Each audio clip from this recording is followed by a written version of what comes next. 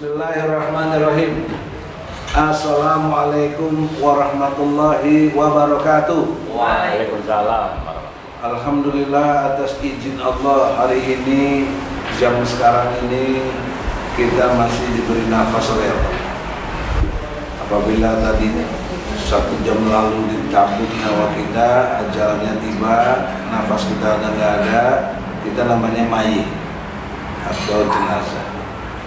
Maka syukurilah nafas masih berhembus, harus selalu ibadah, berjuang di jalan agama Allah ini. Janji Allah, ya ayyuhallazina amanu in tansurullaha yansurkum wa yusabbit aqdamakum. Ya orang-orang yang beriman, jika engkau mau membela agama Allah, maka Allah pasti membela engkau dan menguatkan kedudukan engkau. Tapi perlu segera dipahami, membela agama Allah, menolong agama Allah bukan berarti Allah perlu dibela, bukan berarti Allah perlu ditolong. Menolong agama Allah, menegakkan perintahnya secara objektivitas universal. Hukum-hukum Allah itu yang menyangkut kepada moral mencakup 3 hal penting: 1, kejujuran, 2, kebenaran, 3, keadilan.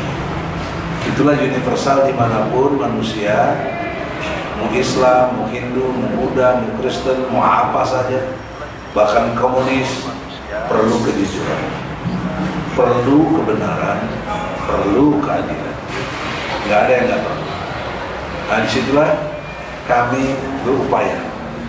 Maksud di sini kami tim pembela ulama dan aktivis sekarang sedang di kantor Egy Sujana Partners bersama Salmet saya, Damai Hari Lubis sebagai koordinator advokat dari TPU. Saya persilakan apa yang mau disampaikan, terutama kita mendengar terakhir nih PDIP memecat Jokowi, Gibran dan si Bobi. Nah, itu menurut saya keputusan yang spektakuler, bagus, luar biasa. TPU menyambut positif karena berkaitan dengan penegakan hukum. Dalam ilmu hukum, hukum itu punya tujuan yang jelas. 1, harus ada kepastian. Maknanya setiap kasus gak boleh nggak selesai, harus ada endingnya. Lo bener, lo salah, lo kalah, lo menang. Nggak ada abu-abu hukum itu, clear, ya. Oleh karena itu yang dimaksud kepastian hukum. Nah, kaitan dengan Jokowi, Gibran, juga Bobi dalam hal-hal kasusnya yang mereka masing-masing ada kasusnya. Sampai hari ini tidak ada kepastian hukum, mereka itu diproses. Padahal sudah peristiwa hukum sudah ditempuh, laporan pengadilan, gugatannya, perdata. Kemudian di Pengadilan Negeri Solo dipidana, ya, prosesnya. Ke DPR kita juga sudah secara politik tidak juga diproses. Dan baru tadi hari ini kita melapor juga membuat satu masukan buat DPR RI, Komisi 3, ternyata lagi reses. Nah, janjinya sebulan setelah reses, mau nggak mau, logika administrasinya ya harus terima kita dong. Kita kan rakyat yang berdaulat, lu semua adalah wakil, yang rakyat itu kita yang berdaulat. Konteksnya yang kedua, tujuan hukum itu adalah manfaat. Hukum harus menimbulkan atau mendatangkan manfaat. Apa manfaatnya? Misalnya ada pasal 169 huruf R sama G atau Q. Itu ijazah menjadi syarat buat capres, buat cagup, buat wali kota atau bupati. Harus ditampilkan minimal ijazah SMA. Nah, manfaatnya hukum itu tidak terasa, bahkan diselewengkan menjadi tidak bermanfaat oleh keputusan Mahkamah Konstitusi yang merubah itu juga dalam arti umur. Ada juga di pasal 169 soal umur harus 40 tahun. Nah, Gibran kan belum 40 tahun, baru 36 waktu kemarin. Jadi itu pelanggaran serius dari manfaat hukum yang tidak bermanfaat. Yang ketiga, tujuan hukum adalah keadilan. Nah, rakyat ingin rasa keadilan itu. Kami TPUA sudah 2 tahun lebih mempersoalkan ijazah palsunya Jokowi ini, selalu tidak memperoleh keadilan. Karena kupret semua itu tuh, pengadilannya, hakimnya, jaksanya, polisinya juga mengangkari hukum, menindas hukum.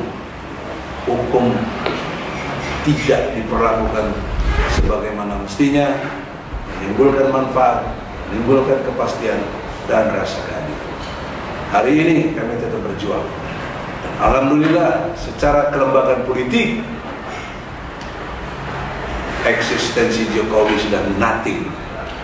Ya, sudah bukan lagi orang partai politik, mantan presiden yang tercela, ya, karena dipecat. Kemudian Gibran bahkan waktu masih wapres, tapi sudah dipecat.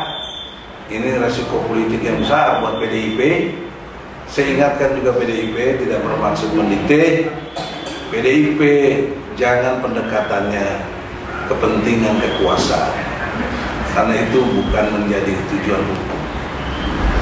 Anda memecat Jokowi sangat cerdas, saya setuju, tapi pendekatannya adalah untuk meraih tujuan hukum, kepastian, manfaat, keadilan.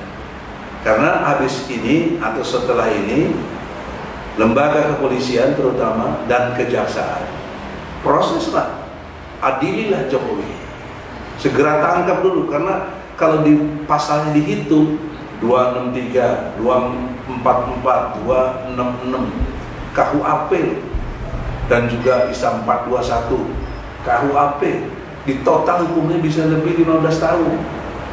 Ya, jadi udah harus ditangkap orang-orang seperti ini. Itu yang disebut kepastian hukum. Tapi menjadi tidak pasti hukum, menjadi tidak manfaat, menjadi tidak berkeadilan karena ulah kutu kupret kurang ajar itu, ya, tidak menegakkan hukum yang sebaik-baiknya. Sekarang demikian, gimana komentar DHR? Assalamualaikum warahmatullahi wabarakatuh. Saya setuju dengan pendapat Ketua TPUA, sekarang diganti Presiden kedua. Iya. Ini hanya cuma Istilah. Saya setuju semua apa yang disampaikan Profesor Dr. Egi, sahabat saya, semua tokoh Muslim, aktivis neon, komplit semua, dan tidak omong-omong. Walaupun Profesor Doktor dia melaporkan, dia mendampingi, dia pernah masuk penjara, dilaporkan, melaporkan, menggugat MK, menggugat MA, JR ya, KPU, Bawaslu, semua beliau turun, merasa derajatnya turun, jadi turun, jadi rendah, gara-gara melaporkan. Ini harus ditiru, ini sejarah, nggak ada sensasinya ini kan dipublis ini, ya, walaupun ada satu, tapi kalau ini rutin, turun ke jalan, aksi demo, mimpin demo, ex anggota HMI juga ya, bahkan ketua PBHMI, MPO, Majelis Penyelamat Organisasi, dia selamatkan waktu HMI. Itu aja tunggal itu. Tunggal. Sekarang udah terima ya. Udah bubar.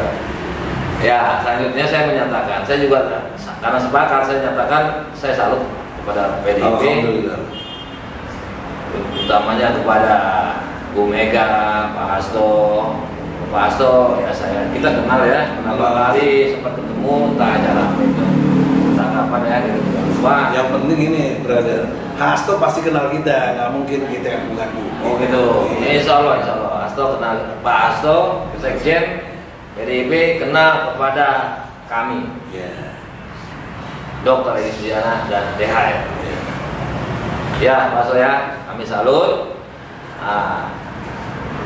Kerangka politisnya ini dalam kontekstual membuang Jokowi itu sudah tepat momentumnya. Dan kalau kita pun ada publik menyatakan terlalu lambat, termasuk saya juga pernah membuat, tapi setelah saya pikir-pikir, ini kan hitung-hitungan internal mereka. Kenapa mereka seperti itu? Mereka partai politik yang cukup besar, bahkan besar, pernah menjadikan Jokowi 2 kali presiden, dan juga Bu Mega presiden.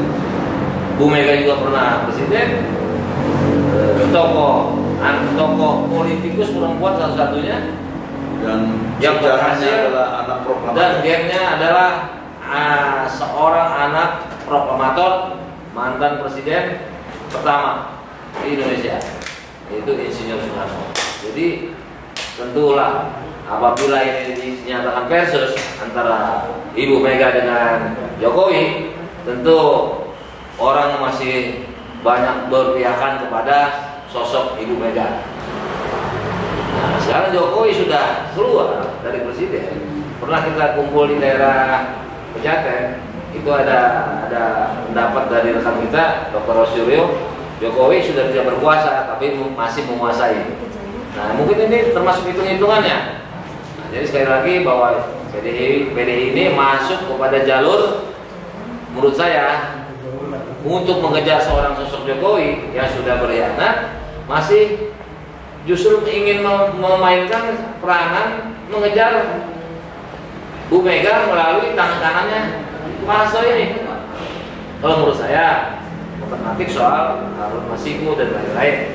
Tapi omon-omon, ngerampaslah handphone asistennya. Itu KPK bukan pekerjaannya seperti itu. Itu bukan tertangkap tangan pencurian handphone. Masa punya data handphone disita? Masa data mengambil dengan cara itu? Itu kan ada undang-undang data pribadi nih, terbuka semua. Terus ngancam-ngancam segala dalamnya itu intelijen, penyidik, nggak ada. Nanti dalam seminggu ini kami tangkap. Itu keburu kabur Harun Masikunya. Itulah tandanya omon-omon itu. Buktinya misalnya nggak ada. Nah itu terbukti lagi omong kita. Bahwa itu dia cuma hanya ketat-ketat. Sebetulnya KPK itu tidak perlu ketat-ketat. Diam-diam tangkap. Nah, jadi seperti itulah. Jadi ini adalah awal dari pengajaran terhadap Jokowi, menurut pendapat saya sebagai pengamat. Dan PDIP itu yakin saya melulu secara konstitusional atau sesuai sistem hukum yang berlaku.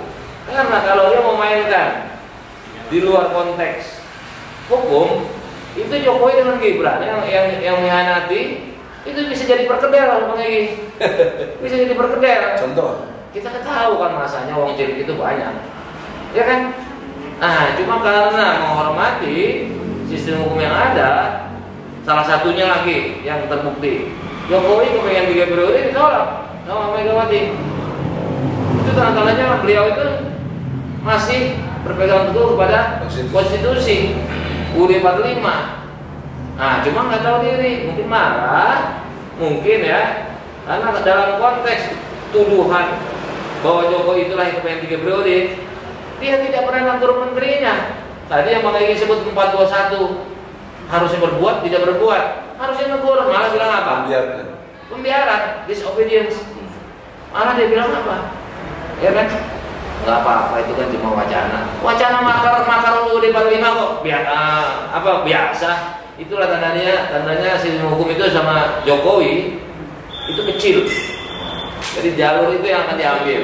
Kedua, ini satu paket ini yang dikejar.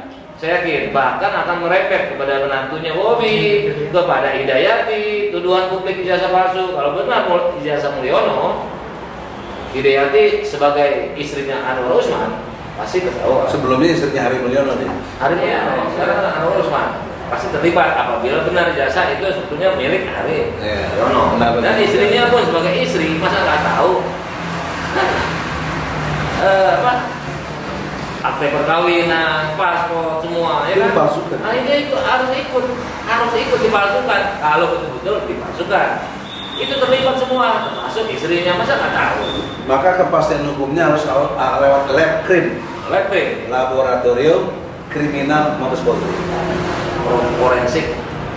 Nah, jadi selebihnya adalah yang dikejar ini dari sisi Jokowi, mungkin tadi ijazah palsu dan biografi yang lain. Otomatis biografinya kan. Nah, jadi buat semua paspor, KTP, semua. Ini surat autentik semua ini. Surat nikah itu autentik. Paspor autentik. Dia buat surat keterangan, neket, insinyur apa semua autentik. Karena dia kepala negara. Gibran juga hampir sama, masalah sekolah juga. Ini akan dikejar, itu dari sisi itu. Karena dia SMP lulus, kabarnya 3 tahun Singapura, 1 tahun di Australia. Kapan SMA-nya? Apakah undang-undang lintas ini diadopsi oleh Singapura, oleh Australia? Itu nggak mungkin. Apakah dia tunduk kepada undang-undang Indonesia? Dari mana dia bisa D1? Dia bilang D4 setara dengan D1 SLA. Jadi tanpa SMA dia bisa D1. Di Indonesia mau D1, D2, D3 itu harus lulus SMA dulu. Atau dulu SMEA, ya kan, karena mungkin kurang atau dia pengen langsung bekerja, dia khusus tuh buat A1, buat B, A1, A2 ya. Dulu pokoknya begitulah. Diplomasi D1, D2, D3. Nah, hitungannya kalau lulus sarjana muda. Nah, ini D4 setara D1. Undang-undang mana ini yang dia pakai? Nah, mungkin akan dikejar itu, karena kalau itu adalah SMP dia tidak sah menjadi wapres. Nah, ini akan dikejar Timnas, saya rasa oleh PDIP dipanggil semua, termasuk rektor, dekan yang bilang dari UGM. Dari UGM. Nah, pokoknya dua ini. Nah, mungkin kalau Kaisang, saya pernah lihat video itu ada isu ada bermain dengan Bobby mengenai uang hasil timah. Kalau nggak benar harus klarifikasi. Ini undang-undang informasi publik, hubungan antara publik dengan pejabat publik, bukan main lapor polisi. Kalau nggak benar, kecuali kita mengada-ada, videonya beredar kok, saya juga dapat. Belum pesawat terbang, jet. Nah, semuanya gratifikasi, laporan Ubaidillah, semua akan dibuka. Itu akan menjadi pintu gerbang PDIP mengejar Jokowi dan Gibran dan lain-lain, termasuk anak Usman. Ini nepotisme udah dilaporkan oleh Bang Eki DPW di Polda Metro. Itu semua celah untuk PDIP. Jadi kita nyatakan di sini selama musuh bersama kawan enemy itu kita siap untuk mendukung Ibu Mega dan Pak Hasto mengejar yang namanya sosok Jokowi dan keluarganya.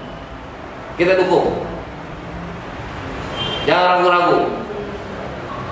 Saya siap untuk menjadi korlap mengejar Jokowi dan Gibran secara hukum. Secara hukum.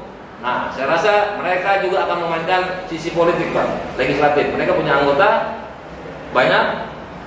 Nah, kemungkinan akan mendapatkan dukungan publik untuk menggelar apa? Itu kan cukup 25, mengadakan 25 orang untuk menggunakan hak-hak yang dipunyai oleh DPR. Ada 3 hak tuh. Ada 3 hak. Oh, kenapa? Jokowi itu sudah pensiun. Jangan kita berbatas itu.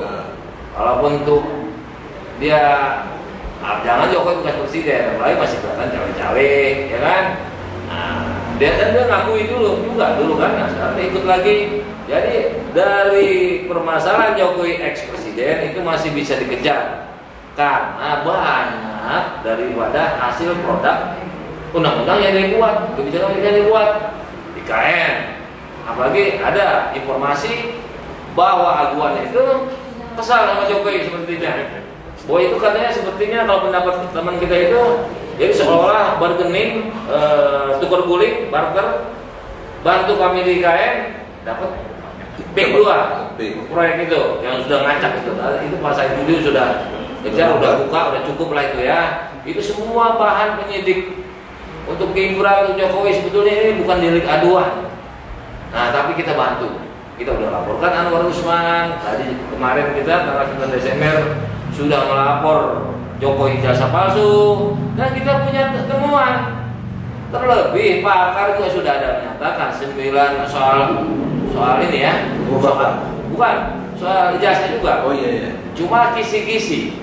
Kalau menurut saya itu satire bahwa Mulyadi dan Mulyadi atau Mulyono tidak berani hadir karena kata Roy Suryo karena dia tidak termasuk alumni lulusan asli UGM.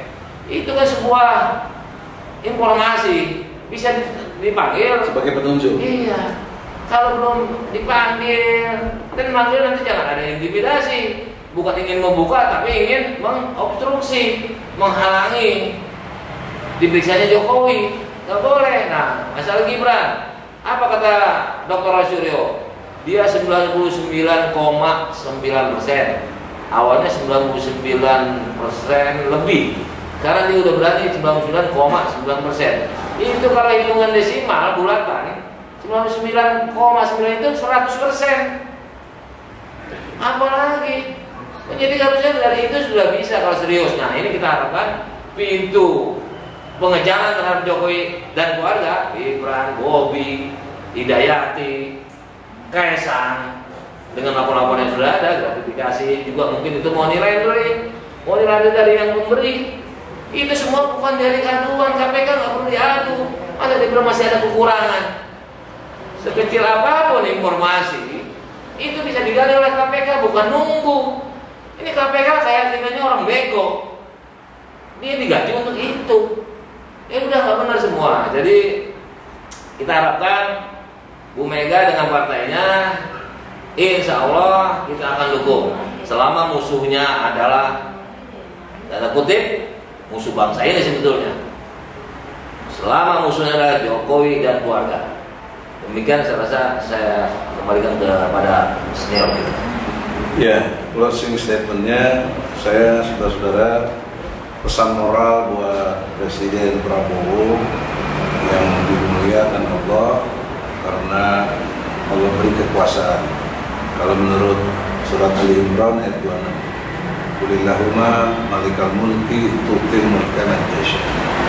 Jadi Allah berikan kekuasaan kepada siapa yang dikehendaki. Dalam konteks Indonesia, mau suka atau tidak, Allah kehendaki sekarang Presiden Prabowo. Takdir ya, tak bisa dibantah karena fakta terjadi. Barangkali menurut analisa saya bisa salah, tapi satu program yang menarik dan banyak dikecam orang, tapi justru ini Allah suka. Apa? Ngasih makan gratis. Ngasih makan gratis buat rakyat memang butuh dana ratusan triliun, tapi itulah sesuai dengan surat Al-Ma'un. Ara'aital ladzi yukadzibu bid-din. Tahukah kamu siapa itu pendusta agama? Mereka yang tidak beri makan orang miskin itu pendusta, pelit dan lain sebagainya. Nah ini ada program makan gratis, terlepas dari apapun agamanya. Kalau ngasih makan orang itu ibadah yang Allah suka. Kalau enggak, Allah nggak bilang pendusta kepada yang pelit, yang nggak mau bagi-bagi, nggak pernah ngajak makan traktir segala macam. Oleh karena itu, ini dalam keridhaan Allah mudah-mudahan. Maka kaitannya tadi dengan Jokowi dan keluarga itu, ini beban politik buat Prabowo kalau nggak diselesaikan. Karena Anda telah bersumpah demi Allah sebagai presiden dan wakil presiden akan menjalankan undang-undang sebaik-baiknya dan seluruh-seluruhnya demi nusa dan bangsa. Janji ini, sumpah jabatan ini ada di pasal 9 UUD 45. Ini nggak bisa enggak, pertanggungjawabannya double, dunia dan akhirat. Di dunia kami yang nuntut karena rakyat berdaulat. Di akhirat ya Allah Subhanahu wa Ta'ala. Jadi dalam perspektif itu tolong dengan hormat, ini peluang Bapak. Kita nggak minta Pak Presiden ikut campur, nggak usah, tapi jangan halangi kita menegakkan hukum. Jangan halangi polisi, jangan halangi jaksa, jangan halangi siapa. Anda konsisten, tegakkan hukum. Anda kan jenderal yang terhormat, ya. Jadi Itu pesan moralnya. Kami tidak minta dibantu, enggak, ngapain, kita ngerti hukum. Cukup tegakkan hukum dengan jujur, benar dan adil. Insya Allah Indonesia bertakwa kepada Allah, maka pasti janji Allah didatangkan berkah dari langit dan bumi.